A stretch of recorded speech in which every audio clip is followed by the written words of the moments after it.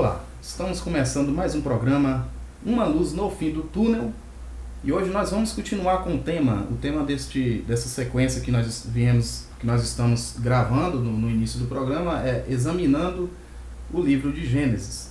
E hoje nós vamos continuar no capítulo 2 de Gênesis. Já vou passar aqui para o irmão Alexandre, que está aqui juntamente comigo aqui para realizarmos esse programa, para ele falar um pouco da hermenêutica do livro de Gênesis. Irmão Alexandre. Paz, Valmiran, paz a todos que estão nos ouvindo.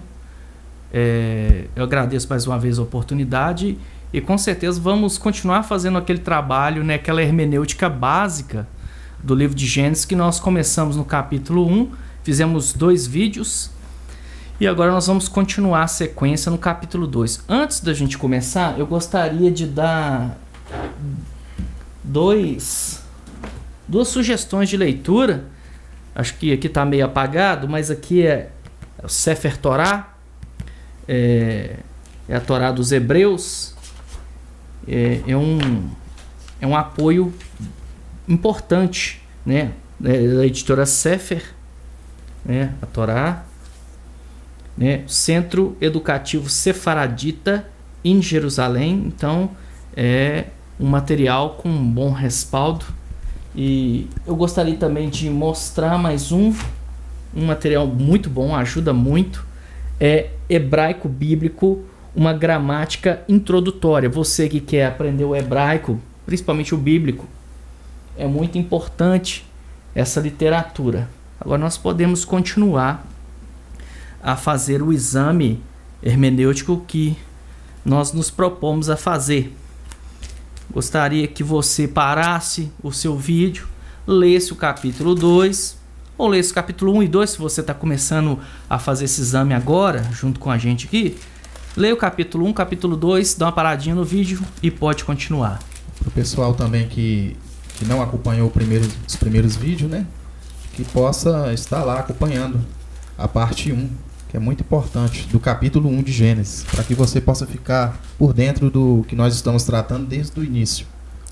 Com certeza. Bom, agora eu imagino que você já parou o vídeo, agora vamos dar sequência ao exame. No estudo anterior, nós vimos que o capítulo 1 de Gênesis, ele é o que? Ele é um panorama da criação. Ali, do capítulo 1 inteiro até o comecinho aqui do capítulo 2, diz assim: e assim, pois foram acabados o céu e a terra e todo o seu exército. Então, o livro de Gênesis no capítulo 1 e aqui no começo do capítulo 2 estão dizendo que Deus findou toda a criação aí. Aí, o que acontece? Tem pessoas que leem o capítulo 1 e eles acham que o capítulo 2 está continuando a criar. Mas toda a criação aconteceu no capítulo 1. O capítulo 2, o que está fazendo? Ele está dando mais detalhes, Valmiran, de como é que Deus fez o homem, né? E mais detalhes aqui sobre algumas partes da criação. Ele está então repetindo uma narração com mais detalhes. Exatamente. Então é nesse aspecto aí que nós vamos entender melhor os textos bíblicos. Assim diz assim, ó. E assim, pois, foram acabados o céu e a terra e todo o seu exército. E havendo Deus terminado no dia 7º a sua obra que fizera, descansou nesse dia de toda a sua obra que tinha feito. Aqui nós já vemos um primeiro detalhe, como eu falei até no primeiro, no programa 2. Deus descansa, Valmiran? Deus é um ser espiritual e Deus não descansa. Então, quando você lê que Deus descansou, é que Deus acabou a sua criação. Então, é nesse aspecto que o autor está dizendo. Isso é um antropomorfismo, é trazendo uma qualidade humana para um ser divino. No caso, Deus aqui na Bíblia. Deus não se cansa e não se fadiga. Dissemos no vídeo anterior sobre Maimônides, que assevera, dizendo que Deus é um ser incorpóreo, ele não é um ser antropomórfico, ele não tem rosto, não tem boca, Deus é espírito. Então Deus não se cansa. Então isso é claramente um antropomorfismo. É uma característica humana aplicada ao ser divino. Tá, então vamos continuar. Outra questão. E terminou no dia 7º. Por que está escrito aqui terminou no dia 7º? Porque quem está escrevendo o texto é um levita, ou Moisés ou um outro levita. Então, o autor ele está transmitindo uma informação que é própria dele. Ele é um levita, então quando ele está escrevendo a narrativa alegórica de Gênesis, a narrativa poética de Gênesis, ele está já aplicando, de certa forma, o judaísmo ali nas entrelinhas. A tradição, então, que permeava Sim. o meio deles, no caso, né? Com certeza, Valmirã. E aí, por isso que ele está dizendo o 7º dia. Porque os primeiros habitantes da Terra, eles não tinham dias certos. Eles não tinham dias certos. Isso nasceu posteriormente. Os primeiros habitantes da Terra, eles não tinham datas fixas. Eles conheciam as estações dos tempos. Não tinha esse conceito. É um conceito judaico que o autor aplica no capítulo 2 de Gênesis. Então é nesse aspecto. E abençoou Deus o dia 7º e o santificou. Vê claramente aqui a influência levítica e judaica no texto. Pois nele descansou de toda obra que criou, toda obra que como Criador fizera. Deus, segundo o texto aqui, descansou. Ele cessou de continuar fazendo a sua obra. Aí aqui, continuando, o texto diz assim: esta é a Gênese. Gênese é uma palavra grega que significa começo. É a mesma palavra hebraica para Bereshit, começo ou princípio. São palavras que se relacionam entre elas. São palavras mais próximas uma da outra, de um idioma e de outro. Esta é a gênese do céu e da terra, quer dizer, como foi criado, é o início de tudo que foi criado. Quando foram criados, quando o Senhor Deus o criou. Aqui, pela primeira vez, aparece o nome divino, o tetagrama, Yud, Re, Vav, Re. É aqui pela primeira vez que aparece o nome do Eterno, né? Eu gostaria até de mostrar para você, se for possível, vamos ver se vai dar, o nome do Eterno. Vou ver se eu consigo mostrar para você.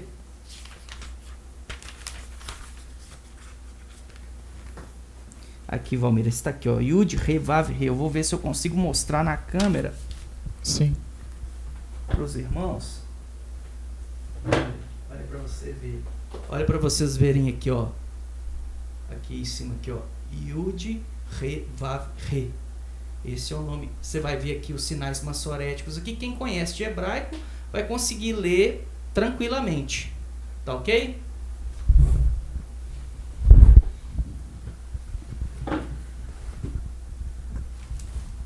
Então, continuando aqui. Primeira vez, essa aplicação aqui, quando aparece pela primeira vez um conceito, uma ideia na Bíblia, os teólogos chamam esse princípio de a lei do primeiro uso. É quando a primeira vez aparece um conceito, uma ideia ou uma palavra, então é chamada a lei do primeiro uso. Então aqui, primeira vez, aparece o nome do Criador, né? Alguns dizem Yahvé, outros Yehová, né? Isso aí é um motivo de muita discussão e briga pelos séculos, né? Então não vou entrar no mérito, mas talvez o mais aproximado seria Jeová, mas tudo bem, eu não vou entrar nesse mérito.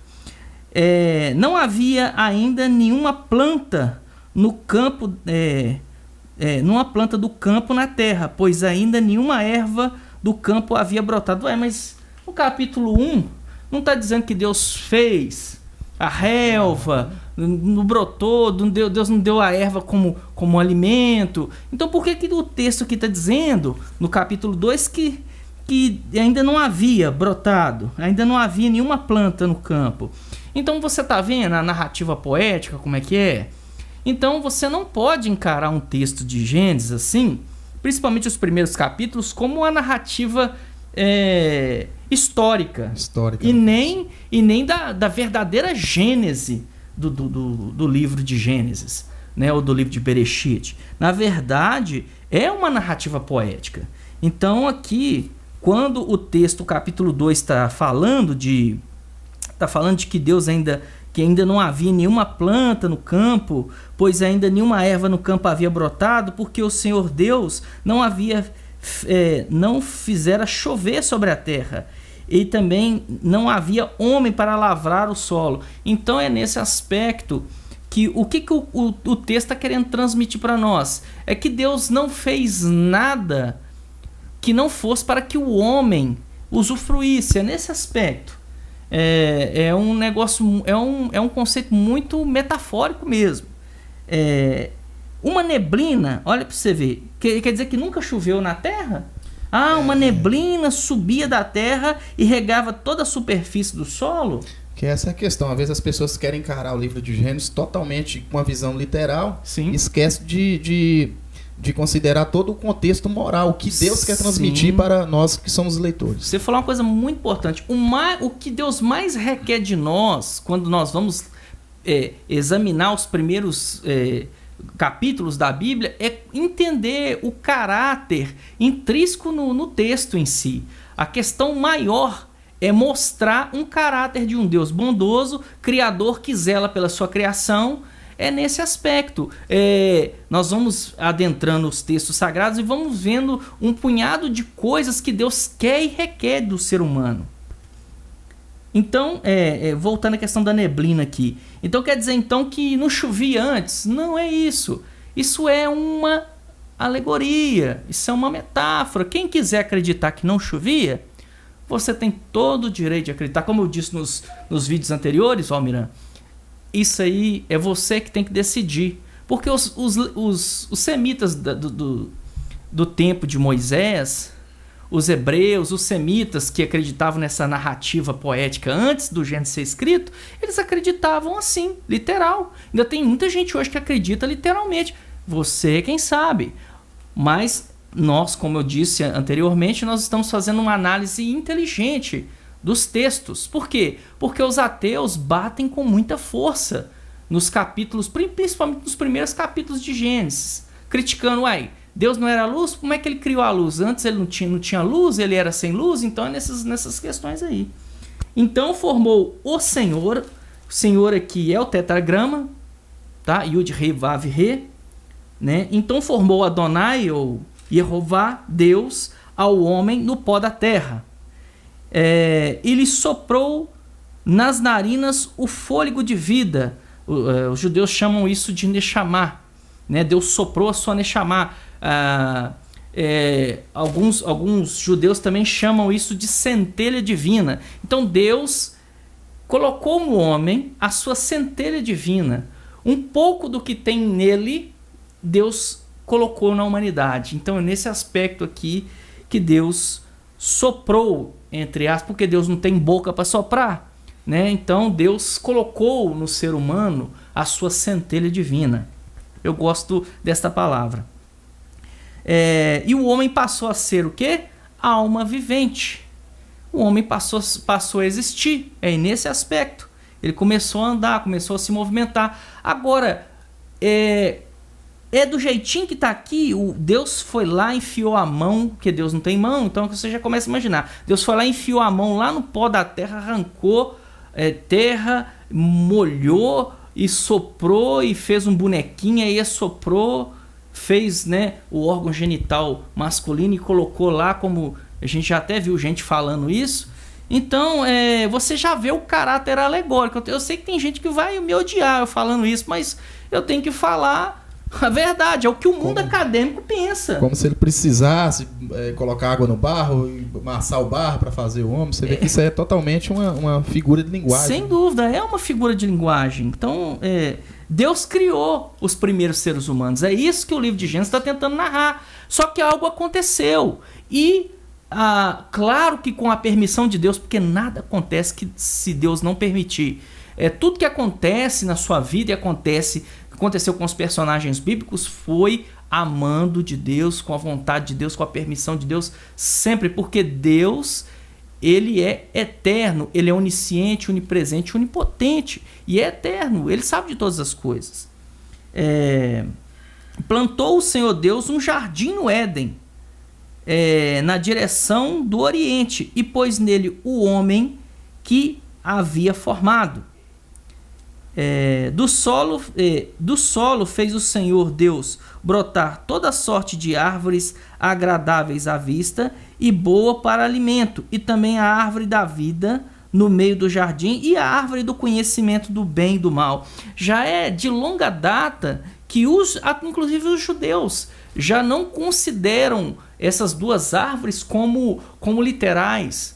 São, na verdade, figuras de linguagem, são metáforas. O que o texto está querendo apresentar para nós hoje? Que o homem ele vive numa constante e eterna decisão de vida. Você está sempre decidindo. Você que decide o rumo que você vai tomar. É claro que existe a soberania de Deus, existe a permissão de Deus, tudo isso está intrínseco. Mas o fato é que houve uma escolha, uma necessidade de escolha. E parece que os primeiros humanos escolheram algo que não era o que era mais correto. Então é nesse aspecto. E saiu um rio do Éden para regar o jardim, e dali se dividia. Olha que interessante. E ali se dividia, repartindo-se em 4 braços. Olha para você ver como essa narrativa foi escrita bem depois do acontecimento. E realmente é uma poética. Olha, você pode observar, ó. O primeiro chamava-se Pison, o qual rodeia toda a terra de Avilá. Nem existia Avilá ainda. Nem existia a terra de Avilá ainda. Nós estamos no Gênesis, nós estamos no começo. Dar nome de cidade, terras, de lugares, de países, nem existia. Olha para você ver uma outra aqui, ó. Aonde há ouro. Nem pensava assim. Os primeiros habitantes da terra nem pensavam em ouro, ou pensavam, né? Então, aí você tem que imaginar. O ouro dessa terra é bom. Olha para você ver. O autor de Gênesis, ele está falando, ó, o ouro dessa terra é bom. O ouro da terra de Avilá é bom.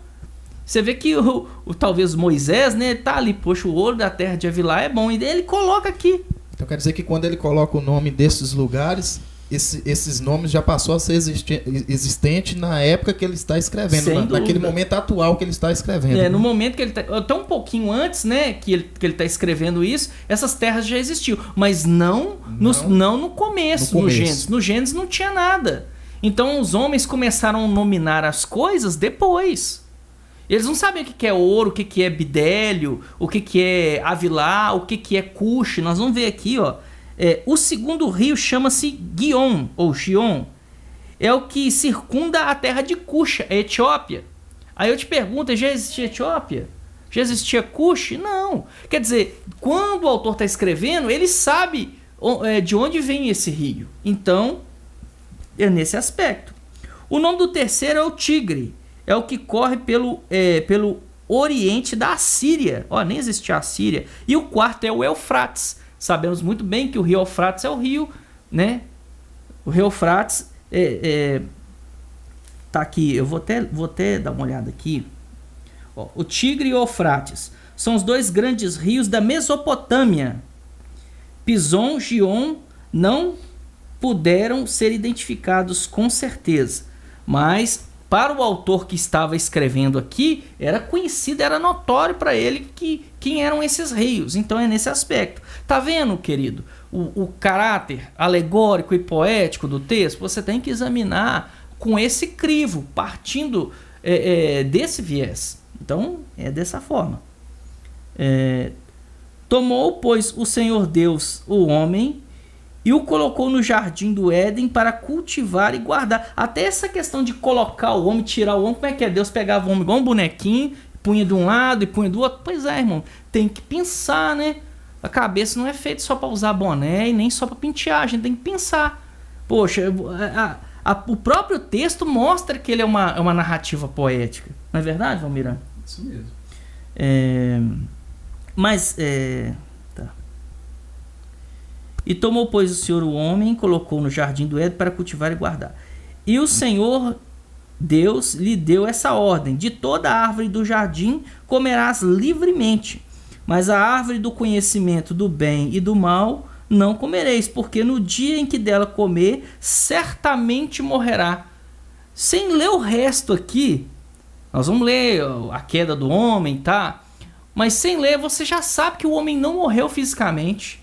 Você vê o caráter alegórico do texto e poético já no próprio texto. O homem morreu? Não, ele morreu espiritualmente. Então, nesse sentido, aconteceu algo entre os primeiros habitantes que houve uma desordem, e essa desordem trouxe sérias consequências. E essa narrativa foi compilada e foi colocada nos textos da Bíblia para que nós possamos compreender que aconteceu algo que atrapalhou a conexão entre Deus e o homem. É nesse aspecto.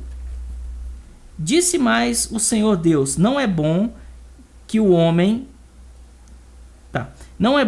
esteja só.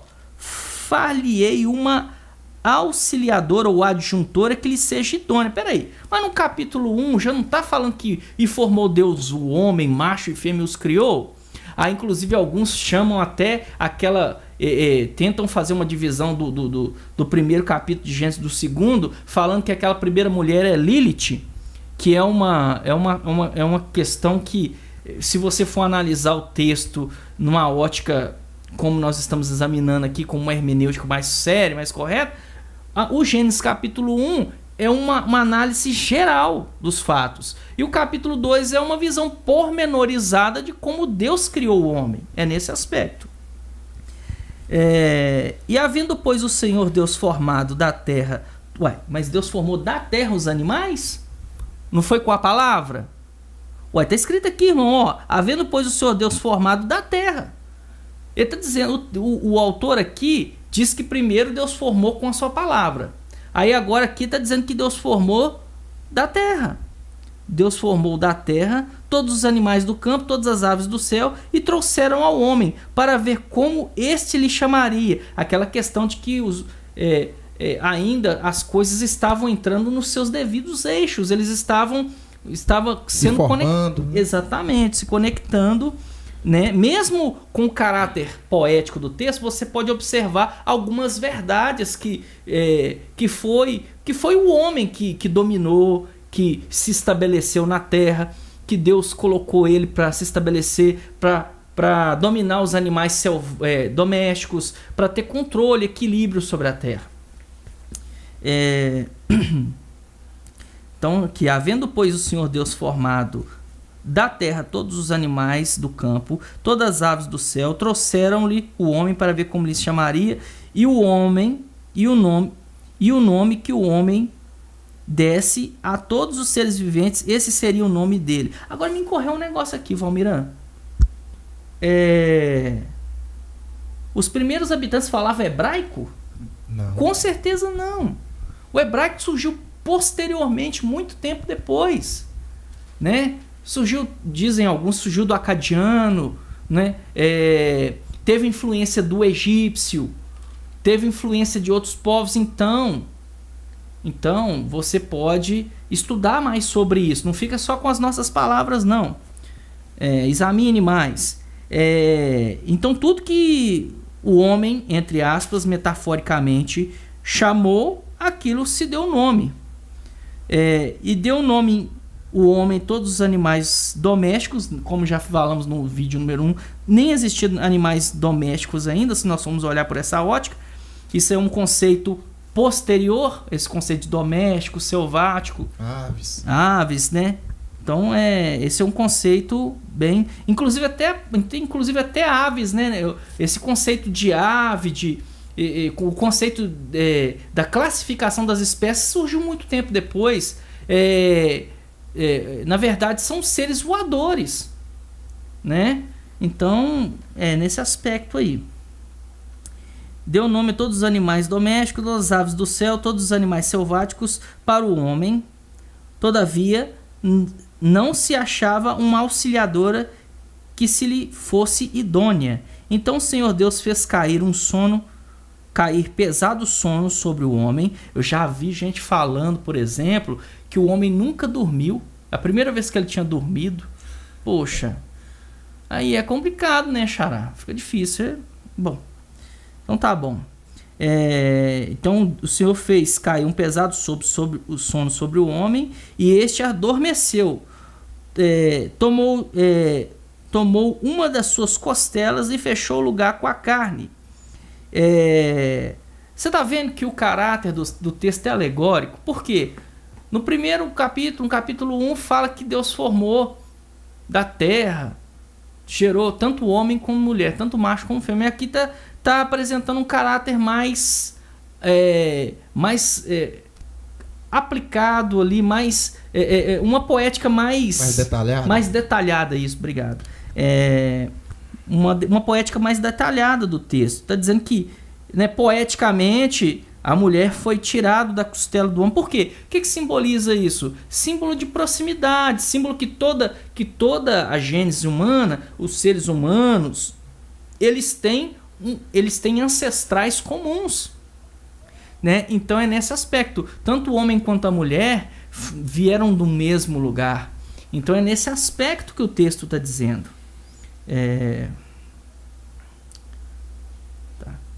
E a costela que o Senhor Deus tomara ao homem, transformou numa mulher, e lhe a trouxe, e disse o homem: esta afinal é osso do meu osso e carne da minha carne. Quer dizer, o que Adão está dizendo com ele? Ela é ser humano como eu. É nesse aspecto. Chamar-se-á varoa. Por quê? Porque do varão foi tomada.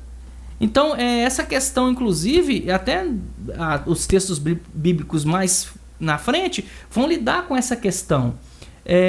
E a questão toda é o seguinte, que o homem e a mulher não são diferentes. Eles são diferentes na forma como eles olham o mundo, como eles lidam com a vida, mas na sua essência, homem e mulher são oriundos do mesmo lugar. No sentido de genética, né? Sim, exatamente. Por isso deixará o homem... Olha para você ver, já novamente o caráter levítico permeando o texto. Olha, e por isso deixará o homem pai e sua mãe, unir-se-á sua mulher, e tornar-se-ão os dois uma só carne. Tá vendo? É por isso que o homem deixa o caráter do Gênesis e apresentar o porquê o homem tem que ficar junto com a mulher. Por isso, porque os primeiros habitantes da terra foram formados e eles, e diz o texto que por isso deixará o homem seu pai e sua mãe. Adão tinha pai e mãe? Pois é. Então, você está vendo o caráter alegórico? É nesse aspecto. Por isso deixará o homem pai e mãe, unir-se à sua mulher, tornando-se os dois uma só carne, quer dizer, da mesma essência, mesma carne, mesmo osso, mesmo sangue, quer dizer, são iguais, inclusive diante do Eterno, né? Ora, um e outro, o homem e a sua mulher, estavam nus e não se envergonhavam. O que esse texto está dizendo para nós?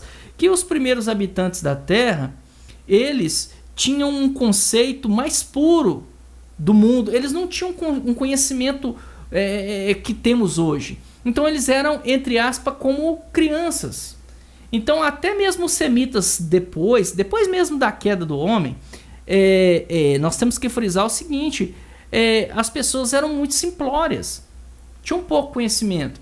E aqui o texto está dizendo que o homem e a mulher estavam nus. Então é uma grande metáfora para explicar a pureza, o estado original que Deus criou o homem. Não estou entrando aqui na teologia do pecado original, não estou entrando nessa questão. Estou entrando na questão de que eles estavam nus e não se envergonhavam. Isso é uma clara metáfora com relação à pureza, à sincronicidade de pensamento. E todo leitor tem que entender isso, porque o que faz as pessoas, muitos duvidarem do livro de Gênesis, é não considerar esse contexto moral que está por trás de toda essa narrativa. Exatamente, Valmir. Bom, então nós terminamos, né, a análise do capítulo 2 e espero que você possa não ficar somente nas nossas palavras, né? Que você possa examinar mais, buscar mais conhecimento e, como já dissemos outrora, aqui nós não somos a luz no fim do túnel, nós somos uma luz no fim do túnel, porque nós estamos aqui cumprindo o que Jesus falou: vós sois luz. Então nós estamos sendo luz no mundo. E outra questão, pelo fato de por que nós estamos fazendo esse trabalho, eu gostaria de dividir com você rapidamente, está em Atos capítulo 8.